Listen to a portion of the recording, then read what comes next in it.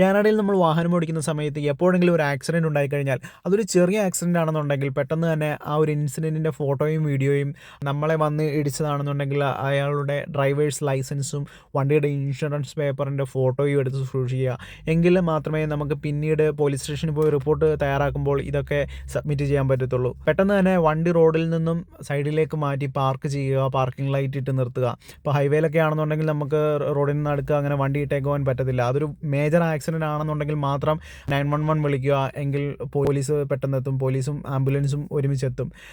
പക്ഷേ ചെറിയ ആക്സിഡൻ്റ് ആണെന്നുണ്ടെങ്കിൽ വണ്ടി സൈഡിലേക്ക് മാറ്റി പാർക്ക് ചെയ്യേണ്ടതാണ്. ഈ ഒരു ഇൻസിഡൻറ്റ് നടക്കുന്ന സമയത്ത് സാക്ഷികളുണ്ടെങ്കിൽ അവരുടെ ഡീറ്റെയിൽസ് ഉൾപ്പെടെയാണ് നമ്മൾ പോലീസ് സ്റ്റേഷനിൽ റിപ്പോർട്ട് തയ്യാറാക്കുമ്പോൾ കൊടുക്കേണ്ടത്. നമ്മുടെ ഭാഗത്താണ് ശരിയെന്നുണ്ടെങ്കിൽ നമ്മൾ ഒന്നും വറി ചെയ്യാനില്ല. നമ്മുടെ വണ്ടി കംപ്ലൈൻ്റ് ആയിട്ടുണ്ടെങ്കിൽ അത് റിപ്പയർ ചെയ്ത് തരുന്നിടം വരെ നമുക്ക് മറ്റൊരു വാഹനം തരുന്നതാണ് ഉപയോഗിക്കാൻ വേണ്ടിയിട്ട്. വണ്ടി റിപ്പയർ ചെയ്യാനുള്ള ഫുൾ പൈസ മറ്റേയാളുടെ ഇൻഷുറൻസിൽ നിന്ന് പിടിച്ചോളും.